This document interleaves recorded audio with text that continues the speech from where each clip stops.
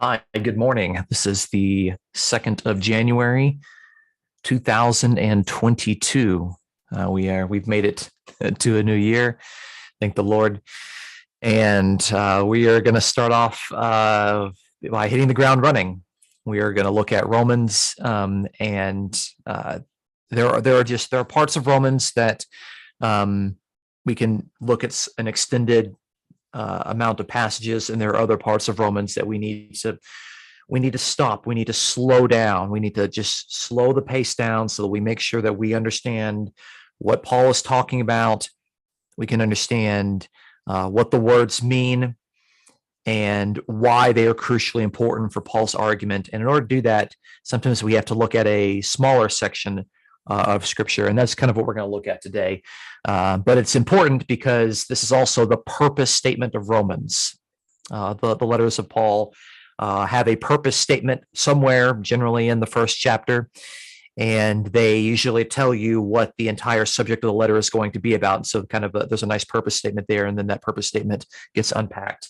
And it's usually good to make sure that as you're reading through the letters of Paul, that one, you identify that purpose statement, and two, your reading of the rest of the letter makes sense with Paul's own given purpose statement. If you interpret the letter differently than the way that Paul defines in his purpose statement, then perhaps you have taken a wrong turn, and that's not very helpful. And I will argue that many people have probably accidentally taken a wrong turn in their interpretation of Romans because they have failed to understand the purpose statement. So we're going to take the time to look at that today. So let's go ahead and share what we have.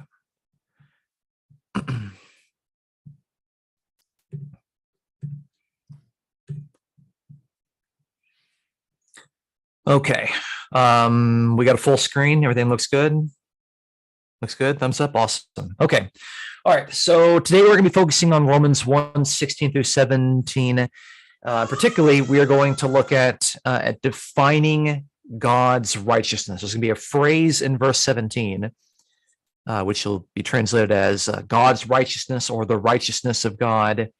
And we need to define that because my experience in teaching people in Christian communities for, 20 years now, is that most people cannot confidently tell me what God's righteousness is.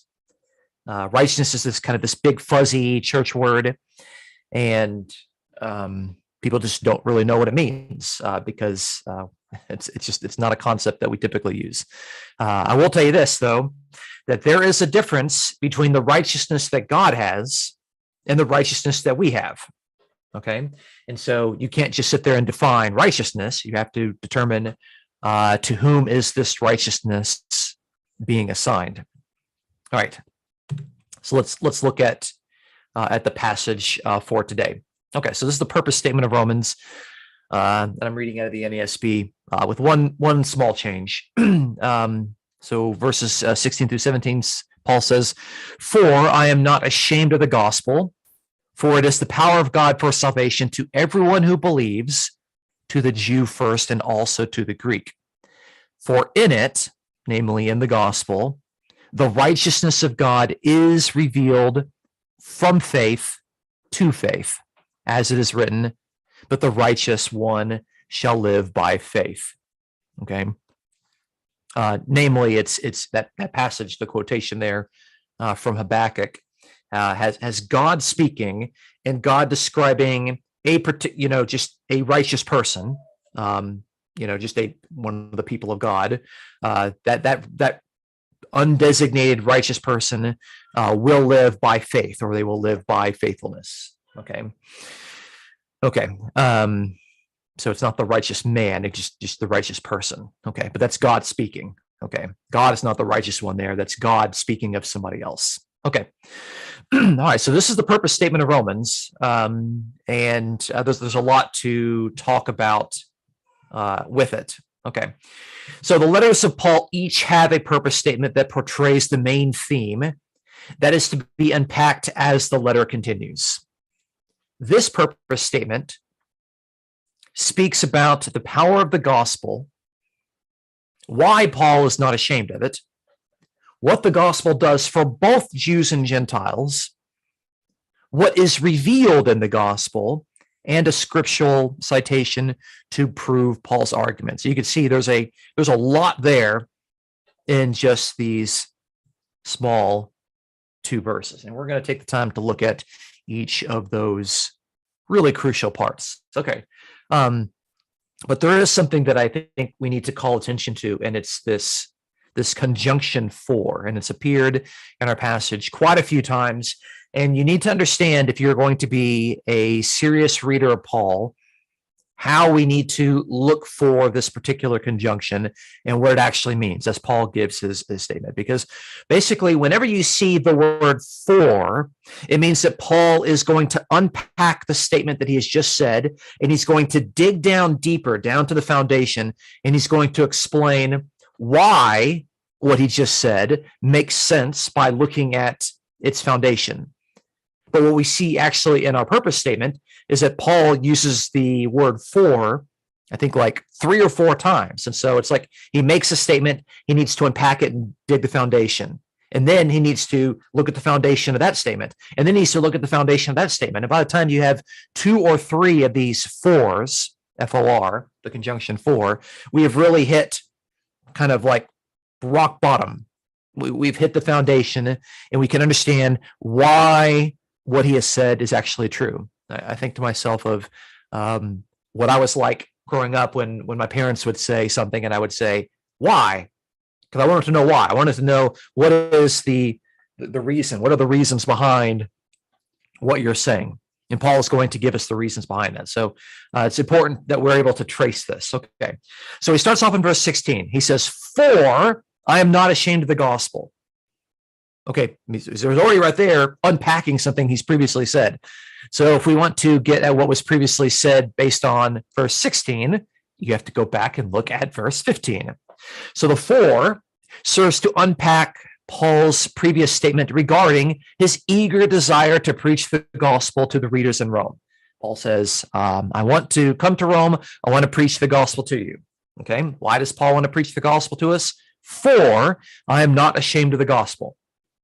Okay, why is Paul not ashamed of the gospel? For it is the power of God for salvation to everyone who believes, to the Jew first, and also to the Greek. Okay, so this particular for serves to unpack why Paul is not ashamed of the gospel, and of course, it is detailing his specific line of thinking. Okay, all right. So there's Paul is not ashamed of the gospel because the gospel is God's power leading to salvation to all people, to every person, to each person who believes, who demonstrates faithfulness.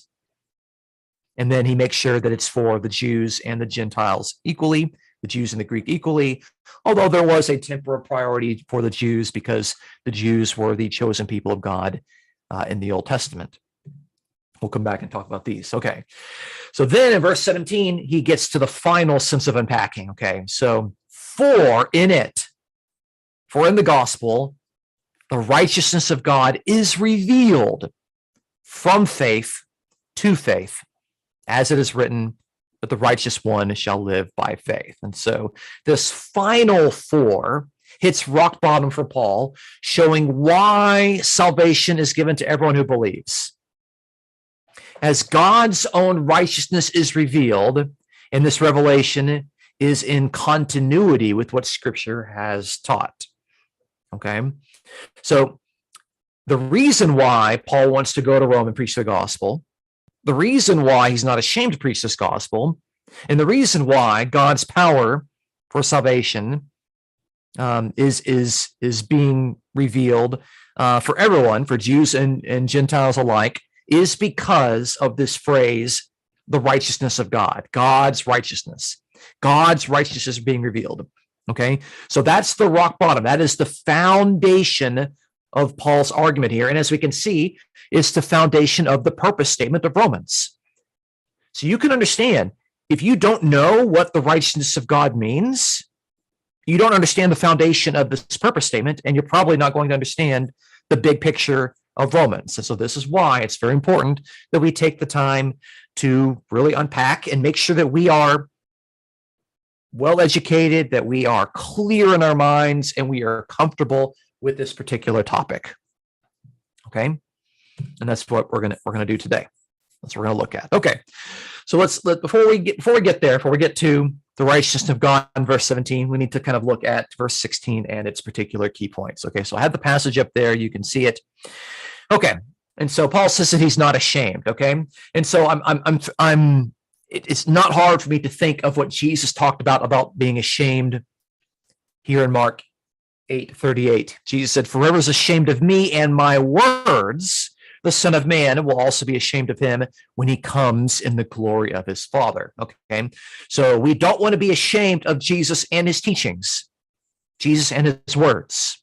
Okay, and of course, one of the primary teachings, the most important teaching that Jesus ever gave, is the teaching about the kingdom of God, namely that his own gospel message, his saving good news, is about the kingdom of God that has drawn near. The reign of God, the redemptive reign of God, is the crux of Jesus's saving gospel message. Okay, all right. So Jesus said we should not be ashamed of his teachings and his words, which obviously include his gospel. And Paul, who also has the gospel because Jesus taught him the gospel, Paul tells us that in Galatians 1 in his own autobiography. Paul says that he is not ashamed of the gospel. Okay, that's good. Okay, all right. Jesus says we shouldn't be ashamed. Paul's not ashamed. So we also should not be ashamed. Okay, and here it's very interesting. In no ambiguous words, Paul says the gospel is the power of God. Okay, not just the gospel is powerful or the gospel does powerful things. The gospel is God's power. I think that's really interesting because I think if I were to ask Christians, what is the power of God? I think a lot of people would say, well, the power of God is the Holy Spirit. Maybe that's what you would think. Maybe you would naturally think that, at least in Paul's theology, the power of God is the Holy Spirit, okay? And I don't want to say that's untrue, okay, because certainly God's Spirit demonstrates God's power. But I think it's very interesting here to see what Paul is saying about the importance and the significance of the gospel, the good news, okay? The message about the crucified and risen King of the kingdom of God. That message, that spoken proclamation, is God's power. God's power for what? God's power for salvation, okay? And so we have to set this in the context of the Roman Empire, and we see here that we have God's salvation against Rome's salvation that Rome tried to implement through war and imperialism. Remember, they brought salvation and peace and security to the world by conquering it, okay? So Rome had their own salvation that was brought by their own Son of God, who is described as the Savior and the Lord, and he brought peace. And discussing that particular salvation was described as gospel, according to Roman imperial propagandists. Okay, but here Paul is talking about a different gospel, about the true God who brings about a real salvation. It's not brought about through imperialism and war. It's brought about through the suffering and the death of the Son of God to bring about peace and the defeat of evil and the defeat of sin and ultimately the defeat of death. Okay. All right. So there's more we can say on that, but we need to move on. Okay. And then it's interesting here that this salvation is for everyone who believes. Okay. It's important that we understand that believing means to be faithful. Okay, the one who believes, and this is actually what is called in Greek a present participle, the one who is believing, the one who is going on and continually believing throughout their entire life. Okay, it's not they believed once in the past and they stopped, like it was a one-time belief. Okay, or they had faith once in the past and that was done. No, the one who is believing, the one who is being faithful, who is demonstrating allegiance. Okay, so again, this word for belief also means to be faithful, also means to be allegiant, and it's a present participle describing the ongoing, continuing action that someone has. And just for the sake of the Calvinist, I have to make clear here that Paul says that this gospel is for everyone who believes, not just for a select few that God has preordained back in prehistory, as opposed to the others that have been preordained for destruction. No, anyone who wants to believe, anyone who wants to show faithfulness and loyalty and allegiance as a lifelong commitment, God's salvation is available unto them. Okay. So great news. Okay. It's open to all people. Okay. But the requirements on your part are very specific. Okay. You have to go on believing. You have to go on being faithful. You have to go on being allegiant. And then he's clear here that although there is a temporal priority for the Jews in the history of God, the Gentiles are considered equal recipients of salvation. So it's to the Jew first and also to the Greek. Okay, so Paul wants to make a statement here, which is going to, of course, define, because he's going to go back in Romans and he's going to talk about the history of God, the history of the world, and how God chose the children of Israel to be the people through whom God was going to bring about restoration, blessings, God's love, God's kingship. So God's salvation began with the Israelites, began ultimately with the Jewish people, but it now has gone throughout to the Greeks, to the Gentiles. And so, we have to remember that in the Roman church, okay, there's a little bit of uncomfortable, how do we get along? Because we have Jewish Christians and we have Gentile Christians. The Gentile Christians might think that they're better than the Jewish Christians. The Jewish Christians might have some personal pride of race. We were born as the people of God. And Paul makes a statement here to make sure that neither of the two think that they are better than one another. The gospel goes to everyone who believes. Yeah, there was a temporal priority for the Jews, but it is also equally given to the Greeks, also equally given to the Gentiles, okay? So Gentiles are not better than the Jews, and the Jews are not better than the Gentiles, even though there was a temporal priority that God was working with the Jewish people. Okay, so you can see there's a lot of important stuff just there in verse 16. A lot of important stuff. Let's move on. Okay, verse 17. All right. So we will be spending most of our time today looking at this phrase, the righteousness of God. The righteousness of God. Okay. All right. And again, I encourage people that if they're watching this and they wanted to follow along in Romans and they want to do their own study with it, it's very, very important that you study Romans with a good modern literal translation. And I would encourage people to use either the New American Standard Version or the New Revised Standard Version, the NASB or the NRSV. Okay, so here we have the phrase. This is from the NASB. For in the gospel, the righteousness of God is revealed. Okay, so let's talk about that phrase, the righteousness of God. And so it's going to be a little bit technical, but I think you'll be able to follow along. So grammatically, this phrase, God's righteousness or the righteousness of God, is ambiguous. Okay, just the phrase in and of itself doesn't just have one meaning. It could have multiple meanings. Okay, and so I'm going to sketch out for you the two primary ways that this is understood by interpreters. Okay, all right. Is the righteousness of God God's own righteousness? Is it something that belongs to Him? It defines Him. It's God's righteousness. Or is it a righteousness from God that God shares with His people? Okay. So you could see in that phrase, the righteousness of God, how it could be the righteousness of God, as in it's God's righteousness.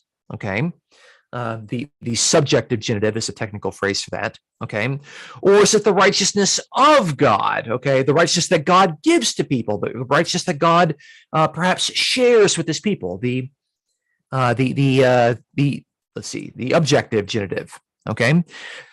Now, those two phrases are very different. Okay. And if you don't understand the difference between those two phrases, I would encourage you to pause the video and just kind of stop and make sure that you understand the difference between a righteousness that belongs to God in and of himself. It defines him and his own role on one hand, or a righteousness, namely a status that God gives to people. Okay. There's a big difference between the two of those. Okay. And there's a massive difference between God's own righteousness and a righteousness that comes from God to his people. Okay. And one of these is revealed in the preaching of the gospel. Okay. So let me tell you, both of these cannot be true. Both of these cannot be true at the same time. The phrase cannot mean both at the same time. Okay. So even though it's ambiguous, I do think that Paul has one intended meaning in mind. Okay. And so I'm not going to tell you initially what I think the answer is. We're going to go look at the Old Testament and we're going to see example after example after example. So you can see me doing my homework and then you can see how I'm coming to my conclusion. And hopefully you'll find that very persuasive. Okay. So again, this is not me telling you what the word means. We're going to go look at the passages and then you'll be able to see it for yourself. Okay. So without me actually telling you the answer to it, I'll give you the slides and you can look at the passages and you can see, okay, are these passages describing, okay, God's own righteousness and that belongs to him and defines himself, or is this a righteous status that God is giving to his people? Okay, so you can decide for yourself. All right. All right. So the Old Testament context will shed light on what option was intended by Paul. Okay. It doesn't really matter if the word is ambiguous. If we are interpreters of Paul, we have to get behind and ask the question, what did Paul mean by this word? Okay. It doesn't matter what we think. It matters what the author was trying to say. Okay. That's a big difference there. All right. So defining God's righteousness, or defining the righteousness of God. So in the Old Testament, you can do just a word study of all the times that God, or a different word for God, show up together with righteousness. And you're going to see three major points. Okay, this is very important. Okay, number one, God's faithfulness to the covenant with his people. God's righteousness describes God's faithfulness to the covenant with his people. What do I mean by that?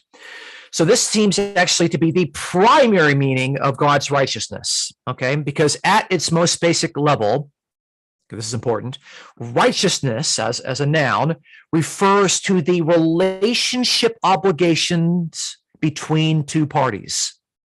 And the most fundamental relationship between God and his people is the covenant. And of course, that covenant in the Old Testament was inaugurated through Abraham, okay? Here's the interesting thing is that I saw this on Facebook and it made me laugh. Someone said that the covenant is not a major theme in the New Testament because it doesn't show the word covenant doesn't show up that many times. And that is called the word concept fallacy. The word concept fallacy, which suggests that the concept only shows up whenever the specific word appears, despite the fact that the New Testament means new covenant. The books from Matthew to Revelation in our canon are the new covenant. That's what testament means. Okay. But here you should know that the word righteousness, this is a good way for you to kind of help figure things out. Okay. Whether righteousness is God's part or our part. Okay. Righteousness means an obligation between two parties. What is that obligation in the Bible? The obligation between the two parties, between God and his people. That obligation is the covenant. Okay. So righteousness, generally speaking in the Bible, is a covenant word that describes covenant responsibilities between two parties. Okay. So God's righteousness would be God's own faithfulness to that covenant. Okay. That, I'm going to argue, is the primary meaning, the most fundamental meaning of righteousness when it is used to describe God. Okay. Number two, God's righteousness is God's role as the judge in law court settings. Okay. In law court settings. All right. Now, I become aware in teaching this to different cultures that the law court, depending on where you live, is not the same.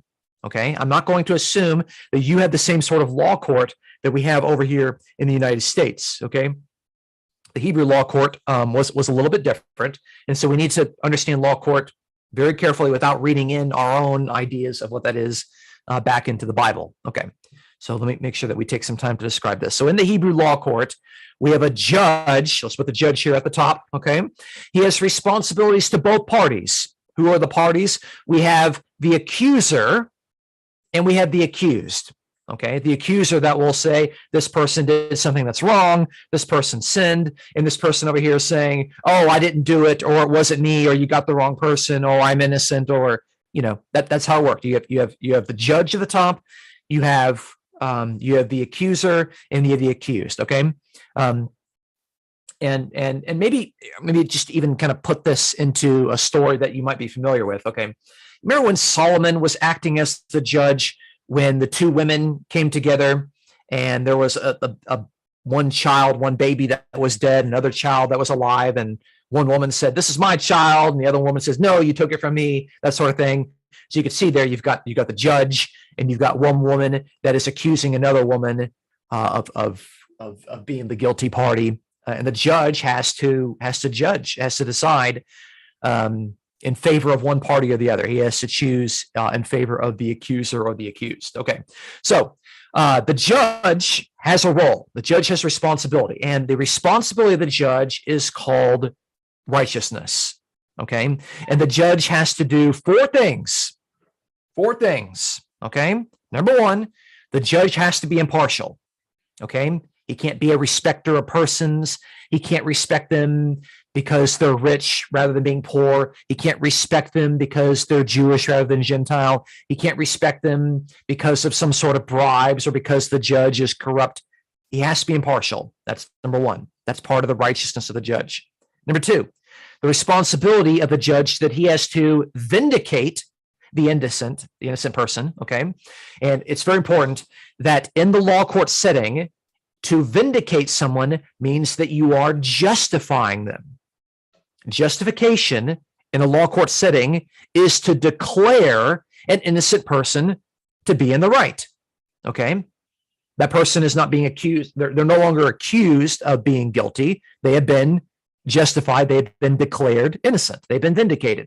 Okay? All right? So it's very important. Justification in law court is a declaration that someone is innocent. Okay, all right, they're in the right. So that's the second thing. The responsible judge, they have to vindicate the innocent. Number three is that they have to punish the sinner. They've got to deal with evil. Okay, whether the sinner in this is the accuser, what the accuser is saying something about the accused that's wrong. The accuser is lying. They're giving a false testimony, a false witness. Okay, and the judge has to punish that person. Okay, but if the accused person actually is guilty, then the judge has to punish that guilty person. Okay, the judge can't just let the guilty person off. That would make the judge very bad. Okay, and number four, that the judge has to uphold the rules. He has to uphold the law. Okay, and I don't mean by that the law of Moses per se, although that sometimes is part of it. There, the judge has to play by the rules. Okay, if there are laws in place, and the judge has to uphold them. Okay, if God has standards, ordinances, statutes, and commandments, then the judge has to uphold those. Okay, all right. So there, the righteousness, if God is the judge.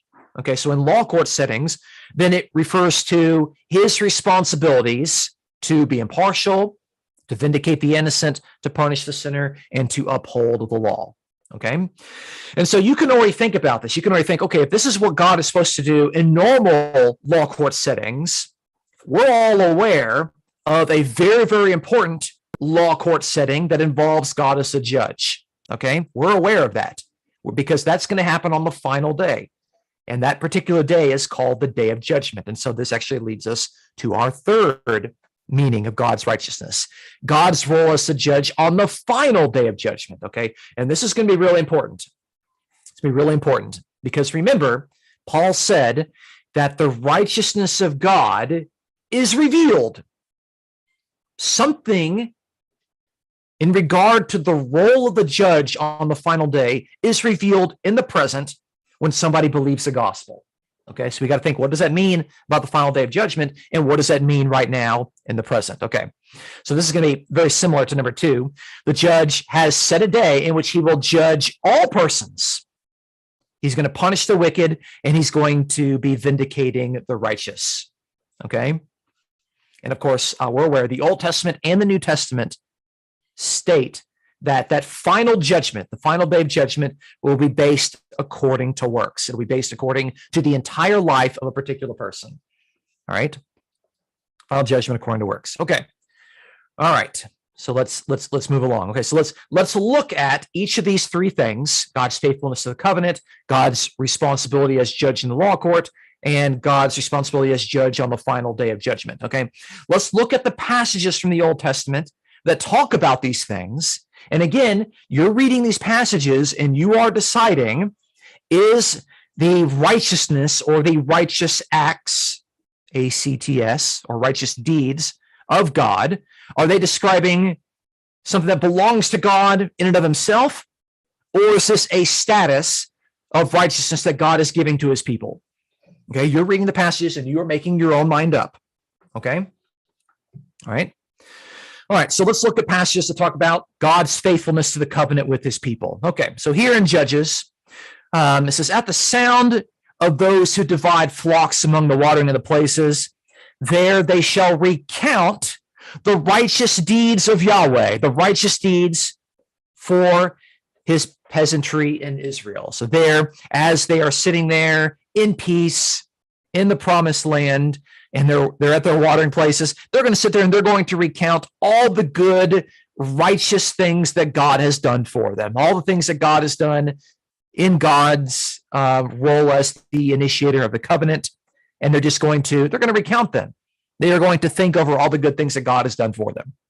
Okay, here's another passage, Psalm 103. But the loving kindness of Yahweh is from everlasting to everlasting on those who fear him, and in parallelism to loving kindness, his righteousness to children's children, to those who keep his covenant and remember his precepts to do them. Okay, so there you can see that God's righteousness, another way of describing his loving kindness, which is just a big fancy word in Hebrew, the now chesed, which means covenant faithfulness. God's covenant faithfulness, his righteousness, is given to those who keep his covenant and those who remember his precepts. Okay, so there you can see that righteousness involves the covenant. Okay, and God is going to be faithful with those things. And here's this very interesting passage from Daniel, to where Daniel is praying and repenting on behalf of the evil that his people have committed. So look, it's one of the greatest prayers I think in the entire Bible. Okay, and I don't even have the room to read all of it there. So here in Daniel 9, he says, I prayed to Yahweh my God and confessed and said, alas, O Lord, the great and awesome God, who keeps his covenant and loving kindness for those who love him and keep his commandments. We have sinned, committing iniquity, acted wickedly, and rebelled, even turning aside from your commandments and ordinances. Moreover, we have not listened to your servants, the prophets, who spoke in your name to our kings, our princes, our fathers, and all the people of the land. Righteousness belongs to you, O Lord, but to us open shame. Okay? So notice there, okay? God is the one who keeps his covenant and loving kindness, that word that means covenant faithfulness. God keeps his covenant faithfulness to people, meaning righteousness belongs to God. God's righteousness is his faithfulness to the covenant. And notice that the response of the people is that they are supposed to keep God's commandments. But did they do that? No, they didn't. And he's honest. We have sinned. We have turned aside. We did not listen to your servants, the prophets. They came and they spoke to our kings. They spoke to our princes and our ancestors, the fathers, and we now have open shame. It's a very honest, genuine, authentic prayer where the where the petitioner is being honest. He's saying, look, God, you've been faithful to us and you punished us. You've been faithful. We've been disobedient. And now this is where we're at. Okay. But you can see there that we see righteousness language used for God's covenant with the people. Okay.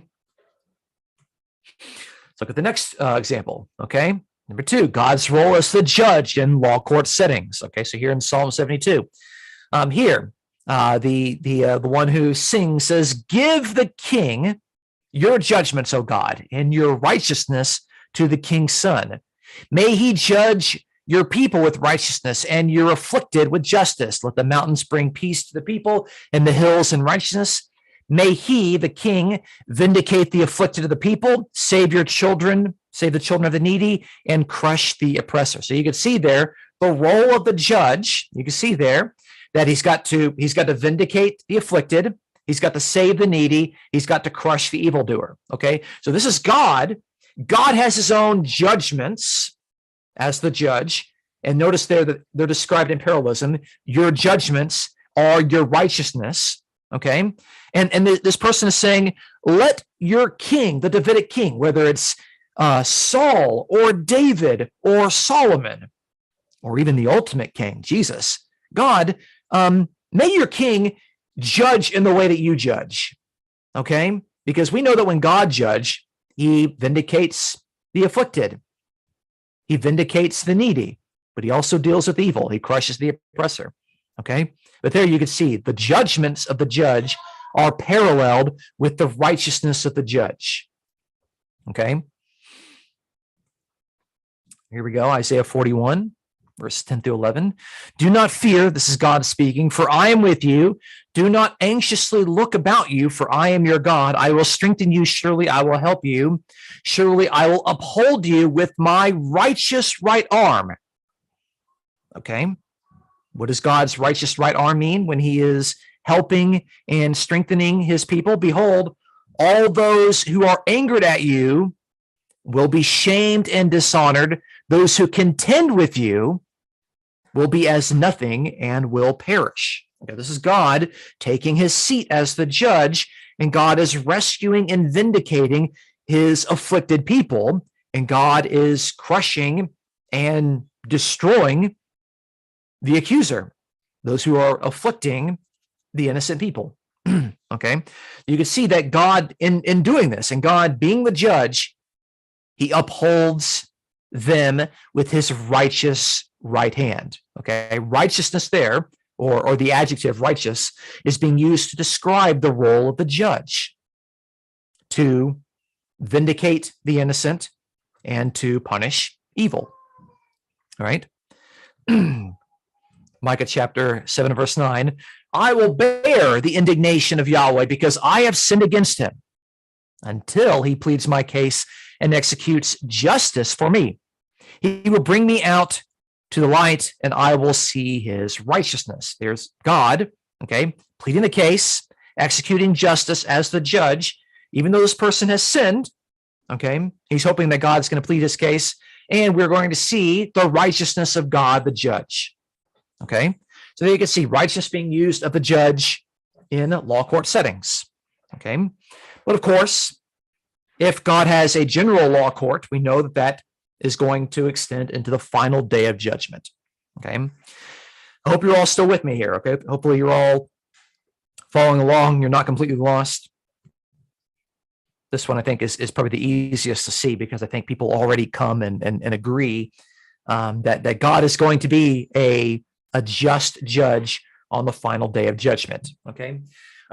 You know what's interesting is that the passages that talk about the justice of God as on the final day of judgment, they're mostly in the Psalms. They're mostly in the Psalms, which is interesting because that's not the kind of thing that Christians like to worship about. Christians like to worship, and they like to, at least in modern worship songs, they like to sing it about God as if God is their boyfriend. It's this kind of romantic type of love. And man, I mean, imagine we were singing songs like this. Like I want to sing a worship song that sounds like this. But Yahweh abides forever. He has established his throne for judgment. He will judge the world in righteousness. He will execute judgment for the peoples with equity. That's in the Psalms. Okay, so that's the final day of judgment. He's going to judge the world in righteousness from his throne for judgment. Psalm 96. Before Yahweh, he is coming. He is coming to judge the earth. He will judge the world in righteousness and the peoples in his faithfulness. Okay, not just the Israelites, not just the Jews, the entire world, all the peoples. Okay, notice that the righteousness of the judge is described in the parallelism as his faithfulness as the judge on that final day. More from the Psalm, Psalm 98. Before Yahweh, he is coming to judge the earth. He will judge the world with righteousness and the peoples with equity. There, judgment, righteousness, the act of the judge, that is clear. That is the final day of judgment, okay? And then we have a picture here of what judgment looks like from an apocalyptic standpoint, from the book of Daniel chapter 7. Okay. All right, so this is it's not going to use righteousness language, but you're going to see here in this vision of judgment, of a future judgment, how God is going to vindicate the innocent and God is going to punish evil.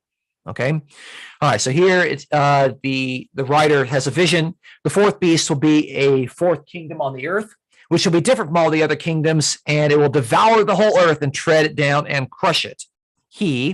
This little horn from the fourth kingdom will speak out against the Most High and wear down the saints of the highest one. They will be given into his hand, but the court will sit for judgment, and his dominion will be taken away, annihilated and destroyed forever. Then the sovereignty, the dominion, and the greatness of all the kingdoms under the whole heaven will be given to the people of the saints of the highest one. What a great kingdom promise, by the way. Okay. All the sovereignty and the dominion and the greatness of all the kingdoms under the whole heaven, everything under heaven, will be given to the people of the saints of the highest one, namely God. Okay. That's a promise to you. Okay. All that stuff's going to be given to you. Okay. But that happens after the judgment, to where the wicked person is annihilated and destroyed forever. Notice they're not burning forever and ever in a lake of fire. They are annihilated and destroyed forever. Okay, but that's the judgment. We've got a wicked person. The court sits for judgment. Okay, the wicked is destroyed, and the righteous people are vindicated, and they're given what's promised to them. They're promised all the kingdoms under heaven. Okay. All right, so you can see there that God is functioning as the judge there, even though we don't have righteousness language actually appearing. Okay. All right, so those are our passages. Okay, so let's summarize. What did we just look at? Okay. All right, so, because again, we're trying to figure out how do we define the righteousness of God? Since the righteousness of God seems to refer to God's own role in his faithfulness to the covenant, God's own role as the judge of the law court between the righteous and the wicked, and God's future role as the cosmic judge on the day of judgment. And here we're going to see, if you've been following along, then it seems overwhelmingly persuasive to take the phrase, the righteousness of God, to refer to God's own righteousness, not a righteousness that God shares with his people. Okay? Hopefully you have come to the same conclusion, because that is overwhelmingly what those passages are saying. Okay? How does this work? Okay? As the creator and the initiator of the covenant, that role can't be shared with the people. His people take the other role as the beneficiaries of the covenant agreement that God struck. Okay, so I just want you to think about this. God is the creator, and God initiated the covenant. God can't take that role and share it with the other party.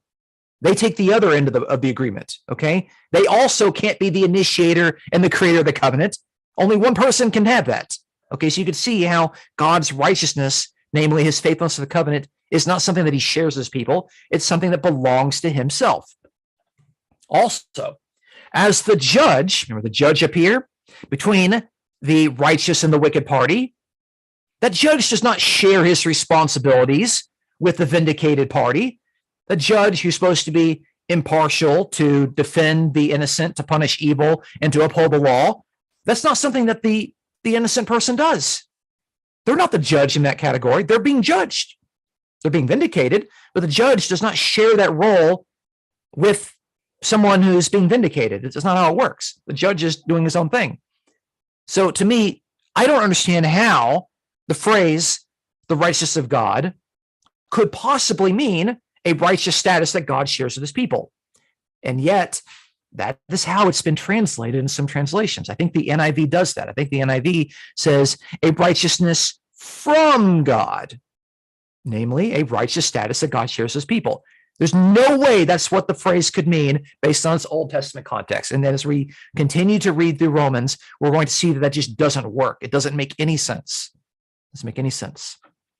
So, how do we take this phrase, God's righteousness, namely God's own righteousness? How do we take that and translate it in a way that takes into account God's faithfulness to the covenant, God's role as the judge in the law court, and the bringer of justice on the last day? How do we take all those things together? So this is my best guess at this, and this is not my own. I actually got this from N.T. Wright. God's own righteousness seems to be his faithful covenant justice. God's righteousness is his faithful covenant justice. It's like it's linking all the terms together. He's being faithful, he's demonstrating his covenant loyalty, and he's dealing out justice. Okay? Faithful covenant justice. Okay? Maybe that made things easier for you in understanding God's own righteousness. Maybe you're thinking, that's just too many words, that's just too much. The point is, this is an important word. It's an important phrase. And Paul has a lot of meaning behind it.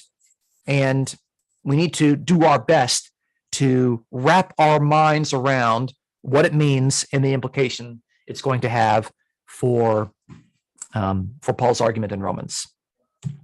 Okay. All right.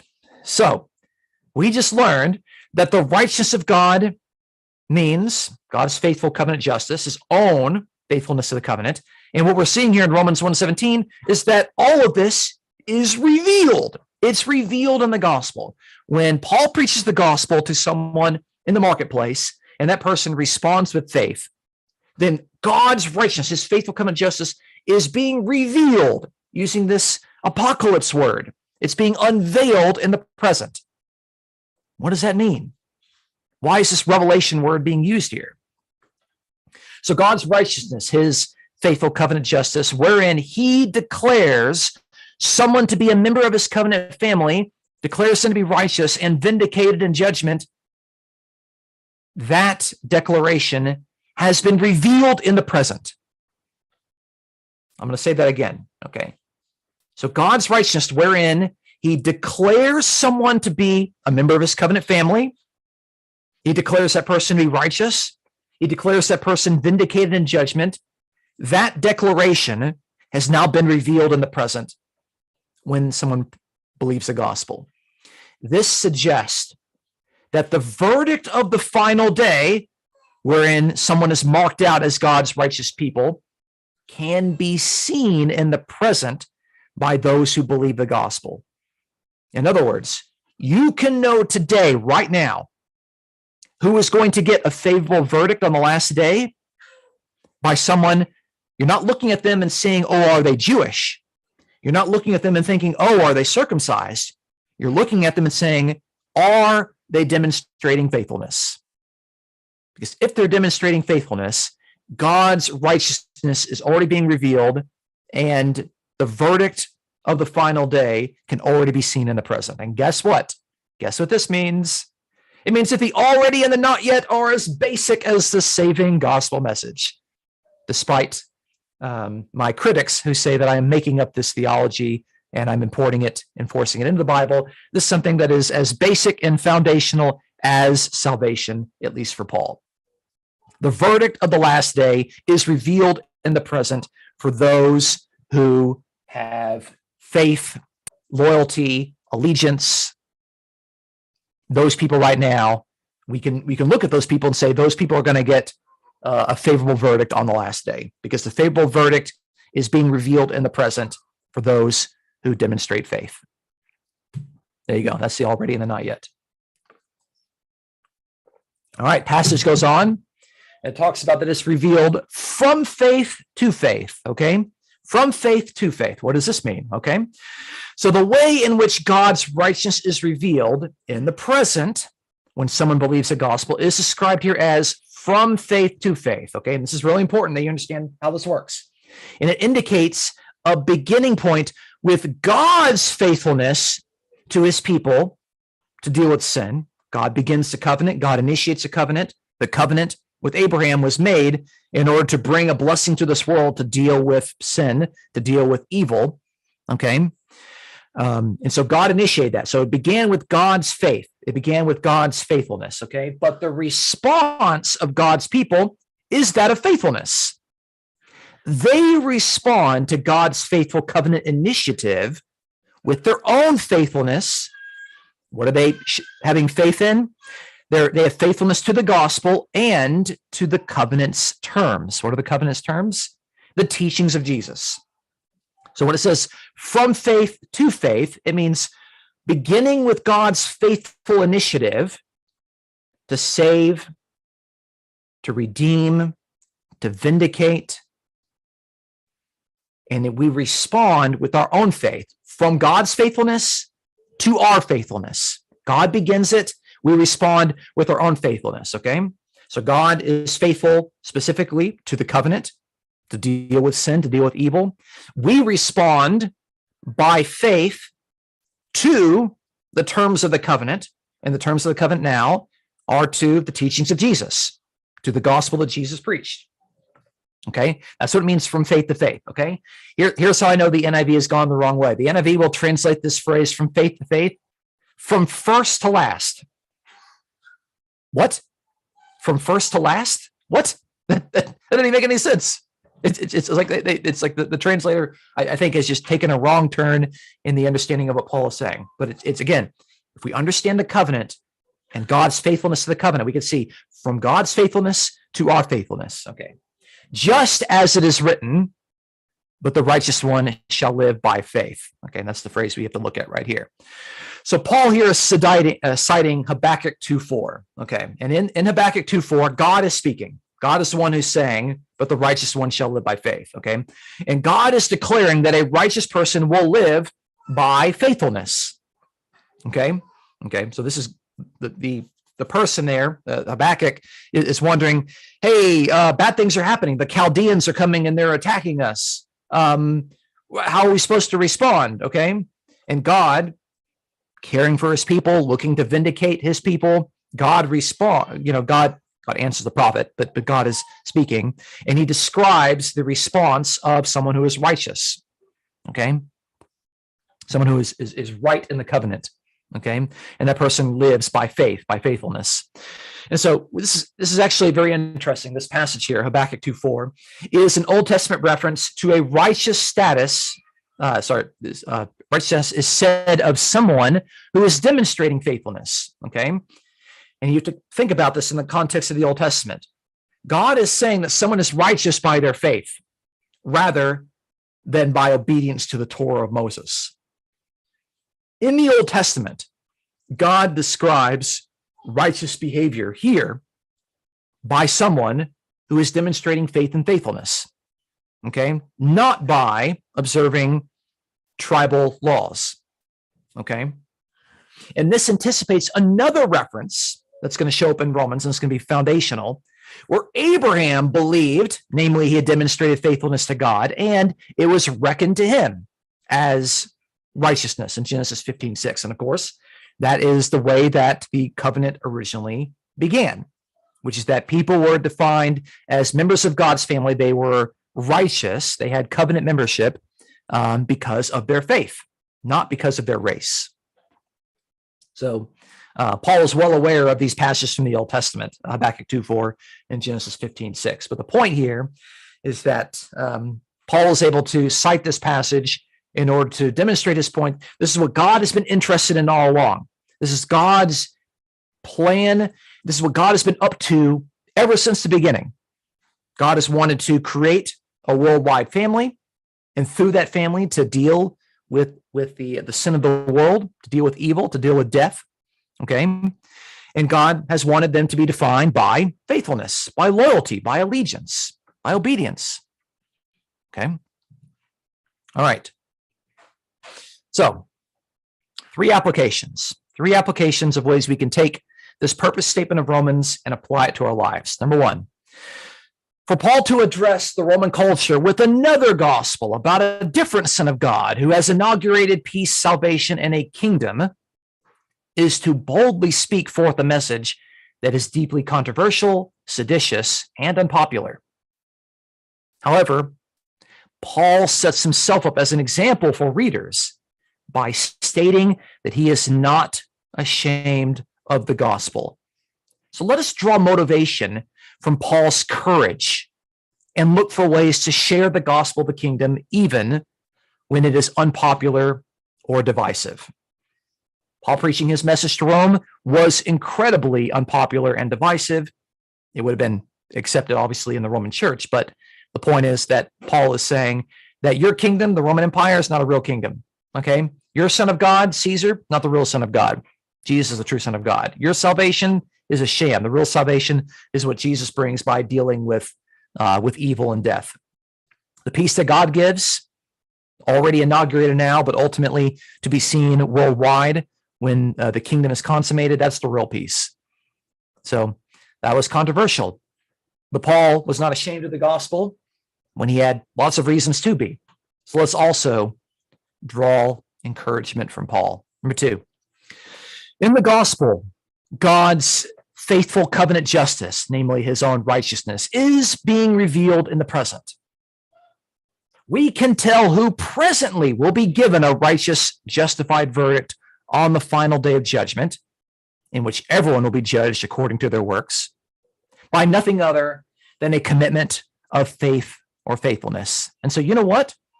This is good news because we can have peace and assurance if we are faithful. We've had some recent discussion in our church community about assurance of salvation.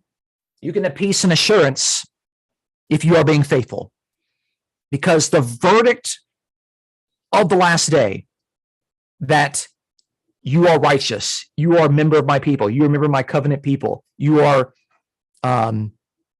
vindicated on the day of judgment, that verdict is revealed in the present when someone believes the gospel, demonstrating their belief, their faithfulness, and their fidelity. And so we can have peace, we can have assurance. You can have assurance and peace if you're being faithful. I think that's good. I think that's good news. Okay.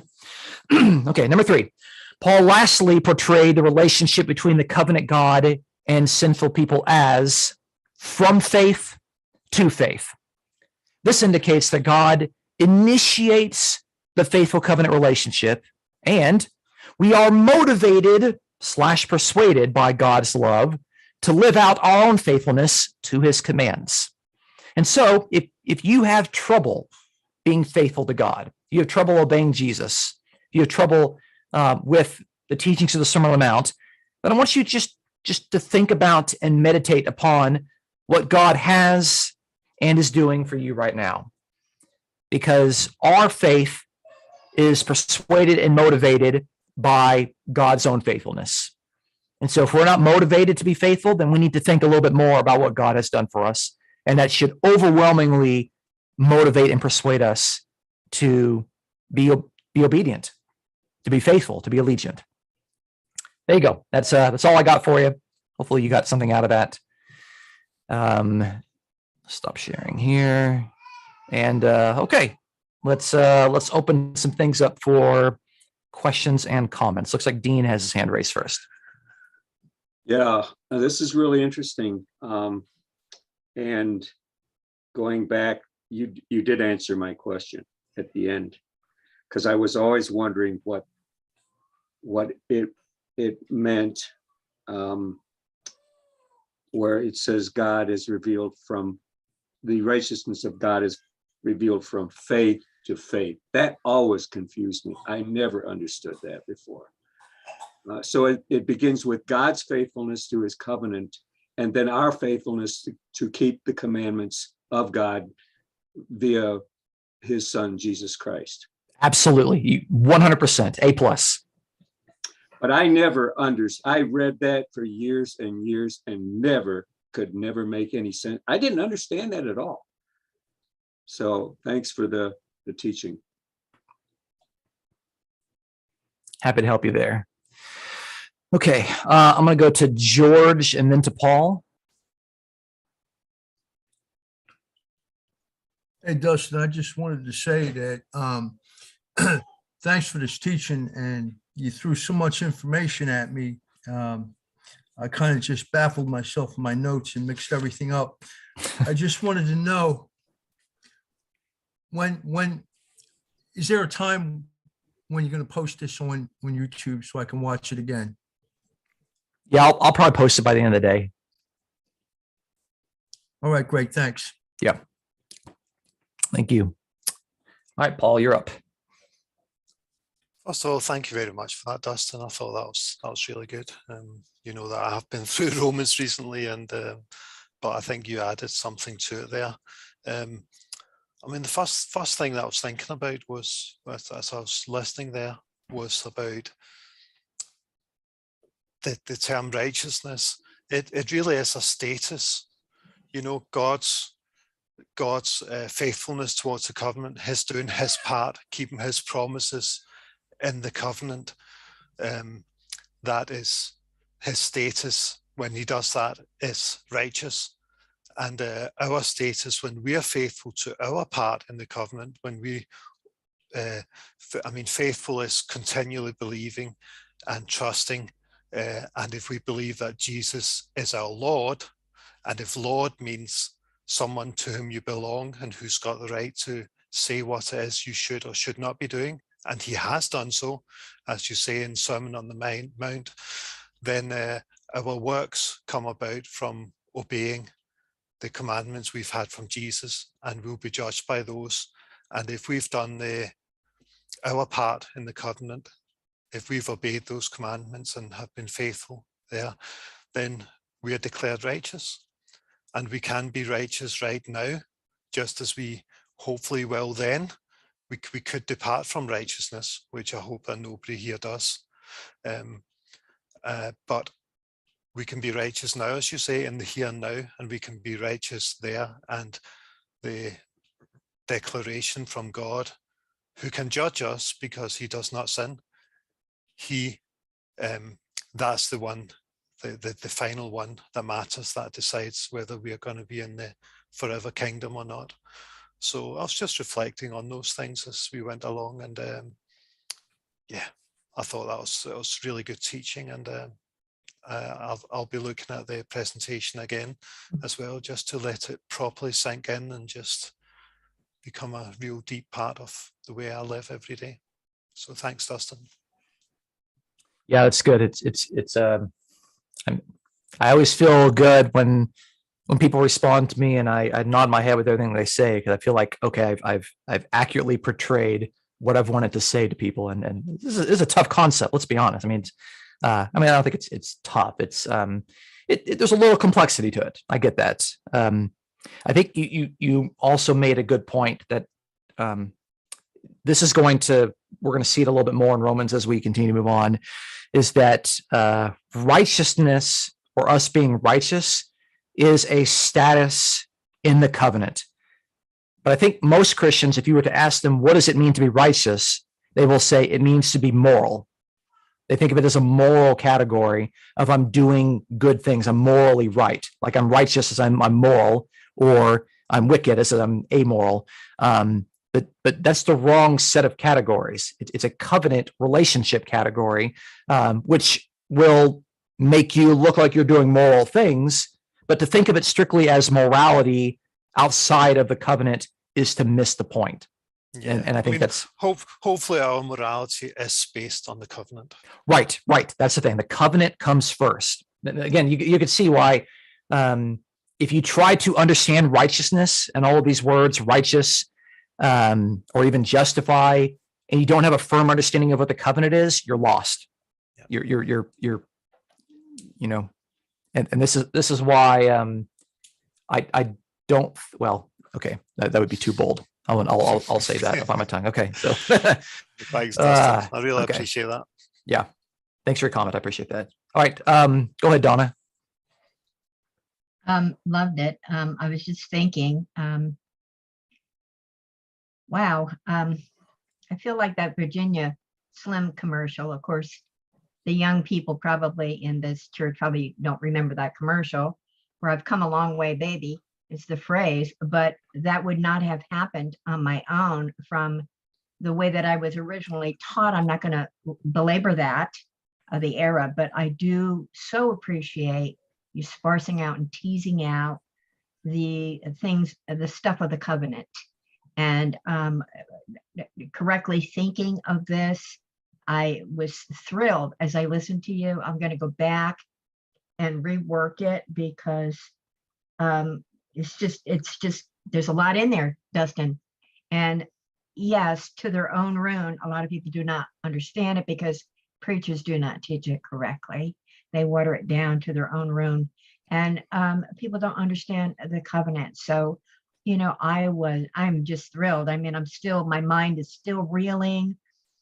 I love the understanding of the imperial status of, you know, the gods that they worship, the imperial laws that they followed, you know, knowing that the emperor was considered the son of God, and where Paul was, that really brings a lot of focus. You know, to me, it brings a lot of clarity as to what Romans is all about. I don't understand it all, but I have a greater understanding thanks to the work that you're doing, and just getting it right in my understanding of the covenant and faith. I mean, my words cannot do justice, Dustin, to what I'm thinking, but I appreciate you very much. Thank you for all your hard work. Really, it has made such a difference in the way that I now interpret the book of Romans. I had some very awkward understanding of Romans. I know I did, you know, it's kind of like, I know there's some things that I believe that aren't really true, but I don't know what those are until I work it with somebody, you know, that, you know, has a clearer understanding to present it to me. And then I rework it and change my understanding and my beliefs centered around what is more true of the book of Romans. So, you know, I appreciate it. Thank you very much. Yeah, it's very kind of you. I appreciate that. Well, I learn new things about this all the time, and I hope we can continue to learn together as we work through Romans. And I'm okay going through it at a slower pace because I think it's very rich in the truth of God. But as I'm also starting to see that people have a little bit that they have to dig out of kind of their own previous teachings, and I think giving people time and space to do that, I think will be helpful for learning. So we'll work through this together. Okay, we'll go to Phyllis and Steve, and then we'll go to the prayers. I'm just echoing what everybody has been saying. And without even realizing it, I had a lot of this stuff mixed up. And it has just meant so much to go back through this and bringing in those Old Testament scriptures and actually letting the scriptures define what it is. And I think as a result, even when we take communion later, I'll look at it in terms of the blood covenant, and which came from God and his son. And it just makes you look at everything different, just slowing it down and looking at everything different. Steve had told me about once when he was a kid, he went on a nature tour with his class. And he said they went all through the tour, and at the end of the trail, the tour guide asked them, what did you see? And he said they were all saying, we saw trees, we saw this, we saw that. And he said, the guide said, okay. But he said, this time we're gonna go back through. And this time I'm gonna show you some things. And how shocked they were at what they didn't see. and what they had missed. And this is how I'm feeling now. When it comes to this whole thing, this whole kingdom thing, this whole righteousness and everything. I mean, it really is like you're seeing things you've never seen or considered before. And it's a real humbling thing. I mean, you look at this through humbled eyes, and all you can say is, thank you, God. And I appreciate all the work that you have put into this, as well as all of our teachers. I am so appreciative. Thank you. That's a good example. I appreciate that. I hope people can relate to that in many of their own stories and experiences in life. Okay, we'll give the Pereiras the last word of the day. Yes, Dustin, where in the last part of verse 17, where it says, the righteous man shall live by faith. You think like when it says live by faith, it is teaching us that it is not a one-time, belief, but it is a lifestyle. Like you have to live by this. I'm asking this because when I used to be, when I used to believe, once saved, always saved, this used to kind of throw me off a little, where it says live by faith, and in Habakkuk it says live by his faith. So I just wanted your comment on that. Like, does that show that live? It shows the lifestyle. Yeah, I do think that I think that's one part of it. I wasn't going to go much more detailed into it. There's a little bit more with Paul. I mean, here's the thing. Paul is not in his mind thinking of, okay, I need passages that talk about righteousness and faith. And let me just kind of flip through my Old Testament in my mind and draw on the passages that I know. The way that he's going to unpack the book of Romans is actually going to draw upon Habakkuk and the story of Habakkuk, and how Habakkuk uses this passage to answer the problem of Habakkuk, and how Habakkuk goes and demonstrates how God is dealing with this. But yeah, so I think short answer is yes. I do think that obviously live as a lifestyle, but think about this here too. Okay, later in Romans, Paul is going to describe our life, like in the sense of conversion, as a dying with Christ in Romans chapter 6. Okay. We have died with Christ. We have been buried with Christ in baptism. And now, just as Christ has been raised from the dead, we have been raised to newness of life. Okay. So another way that living implies living as covenant members, living as people of God, living as people that have responded to the gospel, who are submitting to the lordship of Jesus.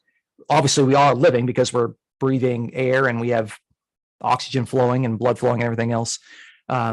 So I think when Paul is using that, he knows that he's going to do a lot more with this phrase living than might just kind of generally be at the surface, but we have to wait for the rest of Romans to kind of see what more he does with that. So like I said, short answer, yes, but there's a lot more there that Paul is going to show us. He's going to, again, this is just a summary statement. Now we got the rest of Romans to see how he unpacks it. Right. Thank you. Sure. Awesome. All right. All right. Good deal. Hey, if you're watching this, we'd love to have you in fellowship so we can minister to you and you can minister to us. Check us out in the description below to find out ways that you can get in contact with us, and love to have you. Hopefully you've been blessed by this teaching. Thank you so much for watching. Have a great day. God bless you and have a good 2022.